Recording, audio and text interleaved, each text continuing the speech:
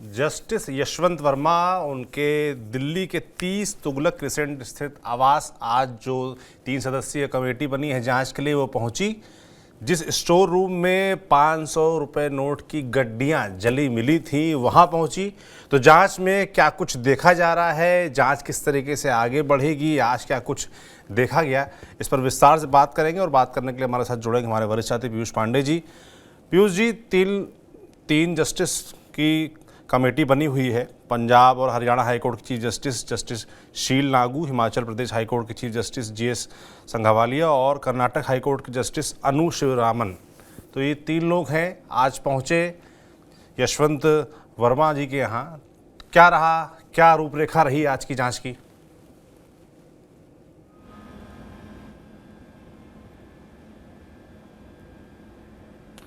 बिल्कुल सौरभ, देखिए करीब 45 मिनट ये जो समिति थी इसने मौकाए वारदात पर जाकर के पड़ताल की है। और अहम बात ये है कि सुप्रीम कोर्ट की ओर से गठित ये 3 सदस्यीय समिति इस मामले के हर पहलू पर, हर तह पर गौर करेगी। क्योंकि आप अगर इस घटनाक्रम को देखें, जो नोट जलने की घटना थी और उसके बाद उसकी कोई तफ्तीश के लिए या कोई FIR नहीं दर्ज की गई, क्योंकि नोट जलना भी एक अपराध है, और उसके अलावा ना ही कोई ज़ब्ती की गई। उसके बाद चूँकि ये सामने आता है कि जस्टिस यहाँ पर थे नहीं और जस्टिस यशवंत वर्मा के ना होते ये घटना हुई थी। और उसके बाद जब ये मामला खुलता है, चूँकि 14 तारीख का मामला है, और उसके बाद ये 20 तारीख को मामला जाकर के खुला है, जब एक प्रतिष्ठित अखबार में इस संबंध में खबर छप गई जी। और खबर छपने के बाद ये भी सामने आया पहले दिन कि सुप्रीम कोर्ट ने स्पष्ट कर दिया कि उनका ट्रांसफ़र नहीं किया गया है, यानी कि जस्टिस यशवंत वर्मा का ट्रांसफ़र तब तक नहीं किया गया था। और स्थितियों को स्पष्ट करते हुए सुप्रीम कोर्ट ने पहला आधिकारिक बयान जारी किया था। उस आधिकारिक बयान जारी होने के बाद ये सामने आया अगले दिन कि दिल्ली हाई कोर्ट के चीफ जस्टिस को जो जाँच करनी थी इस मामले में, वो उन्होंने इंक्वायरी की और CJI को रिपोर्ट सौंप दी। वो रिपोर्ट सुप्रीम कोर्ट की ओर से ही सार्वजनिक की गई। उस रिपोर्ट में चीफ जस्टिस हाई कोर्ट और जस्टिस यशवंत वर्मा और इसके इतर भी जो संबंधित फ़ोटोग्राफ्स और वीडियोज़ थे वो जारी किए गए। अहम बात ये है कि सुप्रीम कोर्ट ने सब कुछ सार्वजनिक कर दिया, लेकिन उसके पहले का जो घटनाक्रम है उसमें तमाम आशंकाएं उभर कर आती हैं। अगर आप देखें इसमें कि जिस दिन आग लगी, यानी कि 14 तारीख की रात में आग लगी, और आग लगने के बाद जो सूचना दी गई वो जस्टिस यशवंत वर्मा की बेटी के द्वारा दी गई, और वो भी PCR को कॉल किया गया। PCR ने अग्निशमन विभाग को सूचित किया और वहाँ पर उनकी टीम पहुँची आग बुझाने के लिए। आग बुझ गई, लेकिन उसके बाद जो न्यायपालिका में अब तक उसका धुआं उठ रहा है वो सबके सामने है। तो आप ये समझ सकते हैं कि जो सुप्रीम कोर्ट की ओर से, यानी CJI की ओर से जो 3 सदस्यीय हाई कोर्ट के न्यायाधीशों की समिति गठित की गई है, उसने अपना कदम बढ़ा दिया है। और इस पड़ताल में चूँकि आप ये समझिए कि पुलिस जो जांच करती है उसमें और इसमें कितना फ़र्क होता है। इस जांच में फ़र्क ये है कि हाई कोर्ट के जस्टिस खुद जांच कर रहे हैं, वो कानून भी जानते हैं, वो ये भी जानते हैं कि किस तरीके से एविडेंसेस को कलेक्ट किया जाना है और वो उन एविडेंसेस की सेंटिटी है कि नहीं है। चूँकि जब एविडेंस एक्ट बदला गया, चूँकि अब तो साक्ष्य जो अधिनियम है उसमें काफ़ी बेहतर स्थितियां हैं पहले की तुलना में। अदरवाइज़ जो पहले जो साक्ष्य अधिनियम था उसमें कई जो नए तरीके हैं उन पर भी पाबंदी थी, हालांकि अदालतों ने उसको धीरे धीरे उन पाबंदियों को हटा दिया था। तो यहाँ पर हाई कोर्ट के जो 3 जस्टिस हैं उनकी कमेटी जाती है, 45 मिनट तक छानबीन करती है, और कमेटी इस दौरान जो वहाँ पर स्टाफ है उससे भी पूछताछ करती है। तो इसके परिप्रेक्ष्य में मैं आपको जस्टिस यशवंत वर्मा का जो जवाब था उसके बारे में बताना चाहूँगा। क्योंकि जस्टिस यशवंत वर्मा ने अपने जवाब में ये कहा कि जब वो 15 तारीख को शाम को लौटे जी, उसके बाद उन्हें जब उन्होंने वो जगह देखी तो उनको कहीं पर भी जले हुए नोट नहीं दिखाई दिए और उनका स्टाफ भी इस बात से साफ इनकार कर रहा है। यानी कि जस्टिस यशवंत वर्मा ने अपने जवाब में एश्योर किया कि उनके स्टाफ की ओर से ऐसा कुछ भी नहीं देखा गया। आप ये समझ लीजिए कि एक जज के घर में, एक हाई कोर्ट के जज के घर में कम से कम 10 सिक्योरिटी पर्सनल्स होते हैं जो पूरे दिन में लगते हैं, और इसके अलावा जो अन्य स्टाफ होता है उसमें खानसामा भी होता है, वेटर भी होता है, और साफ़ सफाई के लिए लोग होते हैं, माली होता है। तो इतने लोगों के बीच में वो वीडियो पुलिस कमिश्नर की ओर से chief justice Delhi high court को अगले दिन भेजा गया था, और ये दावा है जस्टिस वर्मा का कि उन्हें ये बात तब पता लगी जब chief justice Delhi high court ने उन्हें वीडियो दिखाएं। वो आश्चर्यचकित होकर के बोले, मुझे तो ये पता ही नहीं है, ऐसा तो हमने कुछ देखा ही नहीं। तो अब इस तरह से उन्होंने अपनी आशंका ये जाहिर की थी कि इस मामले में साजिश भी हो सकती है। तो जो हमें जानकारी मिली है, जो कमेटी है 3 हाई कोर्ट के चीफ जस्टिसेस की, वो 3 मुख्य पहलुओं पर जांच करेगी। पहली कि आग किस तरह से लगी, चूँकि अगर साजिश होगी तो जाहिर सी बात है कि आग जो है वो लगवाई गई होगी। दूसरा पहलू ये है कि वहाँ का जो स्टाफ है उसको इस बारे में कितनी जानकारी है पुलिस से इतर, और जिन लोगों ने वीडियो बनाया उससे इतर। दूसरा, जो वीडियोज़ हैं और फ़ोटोज़ हैं वो उस स्थान से कितना मैच करते हैं, वो वाकई में वहाँ के हैं या फिर नहीं हैं। क्योंकि अगर साजिश है तो जाहिर सी बात है कि वीडियो कहीं का होगा और जो दृश्य दिखाया गया वो कहीं और का होगा। तो ये सारी जो स्थितियां हैं उन पर ये कमेटी गौर कर रही है। आज स्टाफ से, जो जस्टिस यशवंत वर्मा का स्टाफ है, उससे बात की गई है, और इसके बाद 45 मिनट तक घटनास्थल को देखने और स्टाफ से बात करने के बाद वहाँ से टीम लौट गई है, और ये जानकारी मिली है कि वो बैठक आज शाम करेंगे, और बैठक के बाद अब अगला उनका कदम जो होगा वो पुलिस मुख्यालय की ओर हो सकता है, जिसमें वो तलब कर लें कमिश्नर को, दिल्ली कमिश्नर को, कि क्या स्थितियाँ थी और आपने क्या बताया और कहाँ से वीडियो आया और कौन था जिसने आपको वीडियो भेजा। ये सारी बातें चूँकि अभी सामने नहीं आई हैं, तो जाहिर सी बात है कि जो लोग मौका वारदात पर मौजूद थे, यानी कि अग्निशमन विभाग के जो कर्मचारी थे, यानी जो वहाँ दल पहुँचा था उसके जवान, इसके अलावा वहाँ पर अगर पुलिस के जवान थे तो पुलिस के जवान, और वो वीडियो जो बनाया गया उसके बाद किसके ज़रिए कहाँ तक पहुँचा, उसकी ट्रेल क्या है, ये सारी चीज़ें जानने का प्रयास ये कमेटी करेगी। साथ ही जो एविडेंसेस हैं उनकी नोटिंग के साथ में पूरा का पूरा हर एक एविडेंस कलेक्ट कर लिया जाएगा। फॉरेंसिक डिपार्टमेंट की मदद भी ली जा सकती है इसमें, और इसके अलावा किसी विशेष जो विशेषज्ञ हैं मामलों के, मान लीजिए कि आग अगर कहीं लगती है तो उसके साइन होते हैं कि वो कहीं बिजली के तारों की वजह से तो नहीं लगी, या आग कहीं लगाई तो नहीं गई। चूँकि अगर पेट्रोल डाल करके आग लगाई गई हुई तो उसके भी एविडेंसेस आसानी से निकाले जा सकते हैं, और ये पता लग सकता है कि यहाँ पर पेट्रोल डाला गया था पहले या फिर नहीं। इसके अलावा और भी तरीके हैं, मिट्टी का तेल, डीज़ल। चूँकि डीज़ल का बहुतायत ऐसी साजिशों में उपयोग नहीं किया जाता क्योंकि उसके अंश आसानी से पकड़ में आ जाते हैं। तो ये सारी चीज़ें देखने के बाद इस मामले पर जो अगला कदम होगा वो पुलिस मुख्यालय के मुखिया की तरफ होगा, और उनसे पूरी जानकारी ये कमेटी लेगी।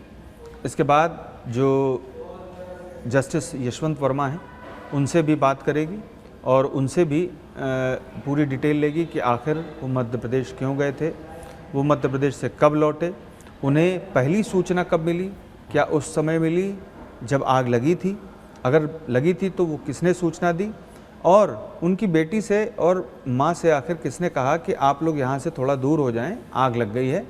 और जाहिर सी बात है कि अगर आउट हाउस में आग लगी है तो वो घर तक भी पहुँच सकती है, चूँकि आग को फैलने में देरी नहीं लगती है। तो ये जाहिर सी बात है कि ये सारी चीज़ें जानने के बाद कमेटी किसी निष्कर्ष तक या नतीजे तक पहुंच सकती है।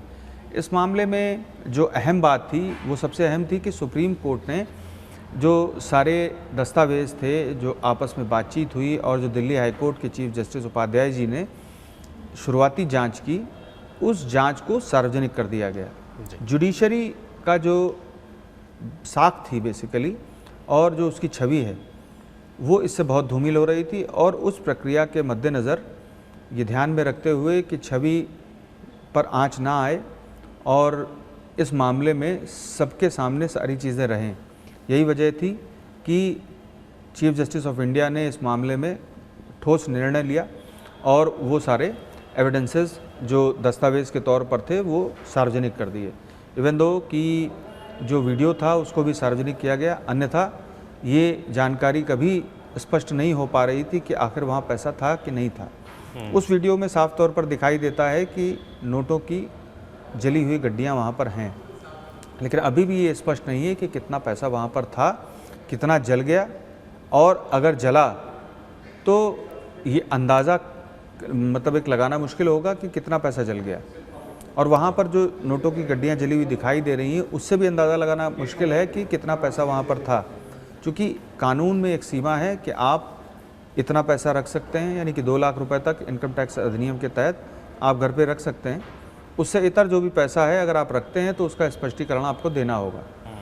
तो जाहिर सी बात है, ये बहुत सारे इसमें पेच हैं और कहानी बड़ी उलझी हुई है, क्योंकि जस्टिस यशवंत वर्मा मौकाए वारदात पर नहीं थे, अपने घर पे नहीं थे, अगले दिन पहुंचे थे। तो ऐसी स्थिति में हर एक पहलू पर यह कमेटी जांच करने के बाद किसी निष्कर्ष पर पहुंचेगी और ये देखेगी कि आखिर ये जो मसला है ये साजिश का है या फिर वाकई में कहीं ना कहीं वो जो पैसा था वो जस्टिस यशवंत वर्मा का है या उनसे किसी जुड़े हुए व्यक्ति का है। ये सारी चीज़ें कमेटी जांच करने के बाद चीफ जस्टिस ऑफ इंडिया के सामने रखेगी। जी सौरभ। बिल्कुल, बहुत सारे राज खुलना इस मामले में बाकी हैं और बहुत सारे सवाल हैं जिनके जवाब आना बाकी हैं। बाकी 3 सीनियर जजेस पहुंचे थे, उन्होंने आज जांच की, जैसा कि पीयूष जी ने बताया करीब 45 मिनट ये चली। पर मुझे लगता है जनता के मन में सवाल पीयूष जी ये रहेगा कि जैसे आज घर पहुंची, आप बता रहे हैं आगे पुलिस से बातचीत होगी और जस्टिस यशवंत वर्मा से बात होगी, आगे कितना और वक्त लग सकता है? मतलब कि लोग थोड़ा जल्दी भी इस मामले में मैं देख रहा हूँ कि लोग चाहते हैं कि जल्दी न्याय हो, जल्दी सही बात सामने आए। ये जो साजिश की बात हो रही है, उसके बाद फिर ये भी बात हो रही है कि कई पैसा क्या उनका है, भ्रष्टाचार का, तो लोग हकीकत थोड़ा जल्दी में जानना चाहते हैं। तो कितना और वक्त लग सकता है?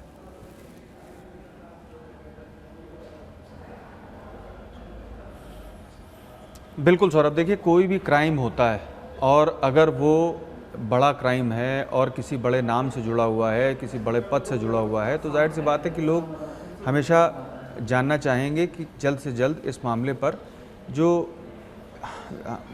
सच्चाई है वो सामने आ जाए। जी। तो उस सच्चाई को सामने लाने के लिए जो कमेटी गठित की गई है उसने अपना काम आज शुरू कर दिया है। और ये कमेटी कब गठित की गई? शनिवार की रात में। तो आप समझ सकते हैं कि इस मामले में चीफ जस्टिस ऑफ इंडिया का जो निर्देश है इस समिति को कि आप तेज़ी से काम करें। हालांकि कोई समय सीमा निर्धारित नहीं की गई है जांच के लिए, लेकिन फिर भी आप देख सकते हैं कि एक जो छुट्टी का दिन था संडे को, उसके बाद तत्काल सोमवार को और उसके बाद आज इस मामले में जो आगे कदम, चूँकि उसका प्रोटोकॉल भी तैयार किया होगा उन्होंने कि कैसे हम इस मामले में कदम आगे बढ़ाएंगे, तो प्रोटोकॉल तैयार किया। प्रोटोकॉल तैयार करने के बाद आज जो है वो कमेटी पहुंच गई मौकाए वारदात पर, उसने पड़ताल कर ली। अब ये चीज़ें अभी स्पष्ट नहीं हैं कि क्या उन्होंने फॉरेंसिक एविडेंस कलेक्ट करने के लिए विशेषज्ञों को बुलाया था और किन्हीं विशेषज्ञों से राय ली गई है। ये सारी चीज़ें जब रिपोर्ट उनकी ओर से दी जाएगी तो ये भी सामने आएगी। और अब जो कदम दर कदम है क्या कि इसमें 3 तरफ के लोग जुड़े हुए हैं। एक वो व्यक्ति जो चीफ जस्टिस जो जस्टिस यशवंत वर्मा के घर में काम करता है या फिर उनके घर से जुड़ा हुआ है, यानी कि उनकी बेटी और उनकी माँ। जबकि दूसरा जो व्यक्ति है वो पुलिस कमिश्नर है और पुलिस है और अग्निशमन विभाग के जो जवान थे वहाँ पर और अधिकारी थे वो। तीसरा जो पार्ट है वो न्यायपालिका का पार्ट है, यानी कि जस्टिस यशवंत वर्मा खुद। और जस्टिस यशवंत वर्मा का जो मामला था उसकी शुरुआती जांच करने वाले दिल्ली हाई कोर्ट के चीफ जस्टिस। तो ये कुल मिलाकर के जो ट्रायंगल है इसमें थोड़ा समय तो लगेगा ही। मैं ये मानकर चलता हूँ कि अगर आज ये शुरुआत कर दी गई है तो जाहिर सी बात है कि 2 हफ्ते के भीतर इस मामले में जो कमेटी है उसकी report chief justice of India को सौंप दी जाएगी और उसके बाद शायद वो भी चीफ जस्टिस ऑफ इंडिया की तरफ से सार्वजनिक की जाए, चूँकि इस मामले में हर एक पहलू को अभी तक chief justice of India Sanjeev Khanna की ओर से सार्वजनिक किया गया है। और चूँकि ये जो कमेटी है ये जुडिशल कमेटी है, आप समझ सकते हैं कि जब हाई कोर्ट के जज निर्णय देते हैं और वो प्रॉपर जुडिशल अप्रोच रखते हुए सारी चीज़ें किसी मामले के आने पर वो निर्णय देते हैं, तो ये प्रॉपर जुडिशल बॉडी है। और जुडिशल बॉडी जब इस मामले में चीफ जस्टिस ऑफ इंडिया को अपनी रिपोर्ट सौंपेगी तो जो 2014 का जो जजमेंट है सुप्रीम कोर्ट का, उसके मुताबिक चीफ जस्टिस ऑफ इंडिया कदम उठा सकते हैं। जो कि क्रिमिनल मैटर, अगर क्रिमिनल एक्ट है, चूँकि ये जाहिर सी बात है कि इसमें नोट जले हैं। दूसरा, एक हाई कोर्ट के जज के घर में नोट मिले हैं बड़ी तादाद में, वो भी घटना हुई, आग लगी, तो कहीं ना कहीं अगर कोई कॉन्स्पिरेसी हो तो इसकी भी जो आपराधिक जांच है वो होनी चाहिए, कोई एजेंसी करे इसकी जांच। ये सारे पहलू हैं और इन सारे हर एक पहलू पर गौर करते हुए चीफ जस्टिस ऑफ इंडिया इस मामले में एक निर्देश जारी कर सकते हैं, सहमति दे सकते हैं मुकदमा दर्ज करने की।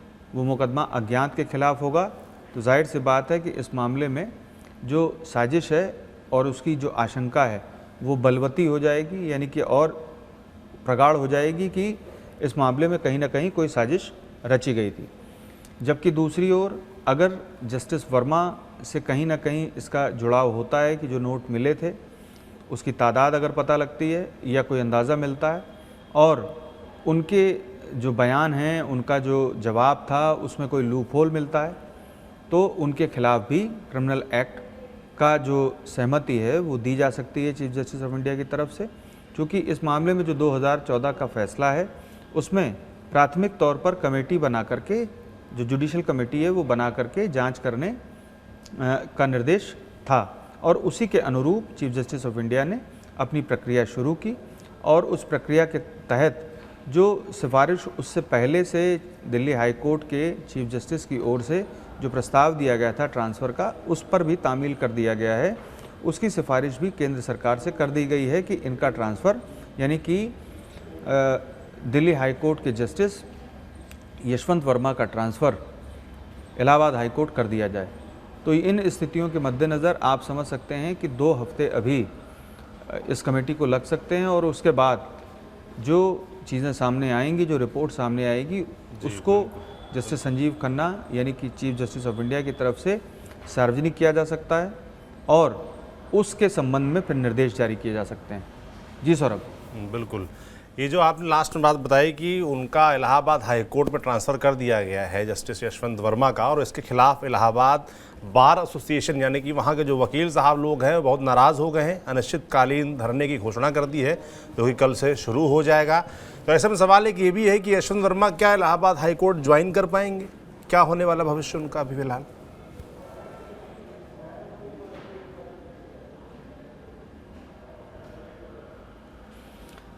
देखिए सौरभ, अभी केंद्र सरकार की तरफ से नोटिफिकेशन नहीं आया है। उनके ट्रांसफ़र पर जो सहमति केंद्र सरकार की मांगी गई है वो अभी नहीं मिली है। हालांकि इसका प्रोसीजर ये है कि अगर सुप्रीम कोर्ट का कोलेजियम किसी हाई कोर्ट के जज का ट्रांसफ़र करता है एक स्थान से दूसरे स्थान, तो पहली जो सिफारिश होती है वो केंद्र सरकार एक बार पुनर्विचार के लिए सुप्रीम कोर्ट कोलेजियम को वापस भेज सकती है। लेकिन अगर सुप्रीम कोर्ट कोलेजियम दोबारा से वही नाम फिर से केंद्र सरकार को भेजता है तो एक तरीका तो है कि उसको लंबे समय तक डंप कर दिया जाए और उस पर कोई निर्णय ना लिया जाए केंद्र सरकार के द्वारा, लेकिन उसे वापस नहीं लौटाया जा सकता, यानी कि उसको तामील करना बाध्यकारी है। वो बाध्यकारी निर्णय है एक तरह से, बस ये है कि वो सिफारिश के नाम पर आता है। चूँकि ये सुप्रीम कोर्ट का जो फैसला था कोलेजियम का, उसके मद्देनज़र प्रक्रिया चलती है। तो अभी केंद्र सरकार ने इलाहाबाद हाई कोर्ट ट्रांसफ़र को लेकर के जो सहमति होती है उस पर जो नोटिफिकेशन होता है वो अभी नहीं जारी किया है। अगर जारी कर देता है तब भी बार एसोसिएशन धरना, प्रदर्शन, हड़ताल ये सब कर सकता है, लेकिन किसी भी तरह से अगर उनको वहाँ पर जुडिशियल वर्क दिया जाता है, क्योंकि इसकी उम्मीद अभी बहुत कम है, क्योंकि उनको न्यायिक कार्य से दूर रखा गया है जस्टिस वर्मा को, तो ऐसे में इलाहाबाद हाई कोर्ट अगर वो ट्रांसफ़र होकर के जाते हैं और अगर इलाहाबाद हाई कोर्ट के चीफ जस्टिस को भी सुप्रीम कोर्ट का ये निर्देश रहता है कि अभी जस्टिस यशवंत वर्मा को न्यायिक कार्य नहीं दिया जाए, तो ऐसी स्थिति में न्यायिक कार्य ना होते हुए भी वो इलाहाबाद हाई कोर्ट के जस्टिसेस के जो लिस्ट है उसमें शामिल हो जाएंगे। और बार एसोसिएशन इसमें सिवाय प्रदर्शन, धरना और हड़ताल के कुछ नहीं कर सकता। ये मांग चूँकि संविधान में एक प्रकार है रोष जताने का और अपनी बात को रखने का और अपनी मांग को मनवाने का, तो ये जो तरीका है धरना, प्रदर्शन, हड़ताल, ये उनके हाथ में है, उनका अधिकार है। लेकिन इससे इतर जा कर के वो किसी भी तरह से जो कंडक्ट है या सर्विस है उनकी, उसमें कोई भी हेर फेर या कोई भी हस्तक्षेप नहीं कर सकते हैं। यानी कि बार जो है वहाँ का बार एसोसिएशन और उसके पदाधिकारीगण वो हड़ताल, धरना, प्रदर्शन कर सकते हैं। इससे इतर अगर उनको वहाँ न्यायिक कार्य सौंपा जाता है जस्टिस यशवंत वर्मा को केंद्र सरकार की ओर से नोटिफिकेशन जारी करने के बाद, तो बेंच पर बैठने से उनको बार नहीं रोक सकती है। ये बार का अधिकार है कि वो अपना धरना करे, प्रदर्शन करे और हड़ताल करे, अनिश्चित काल करे या निर्धारित समय के लिए करे। आज जो Allahabad high court bar association के अध्यक्ष थे, उनका एक बयान मैंने देखा, उसमें उनकी ओर से ये कहा गया कि वो किसी जज के खिलाफ नहीं है, वो न्यायपालिका में जो भ्रष्टाचार है उसके खिलाफ हैं।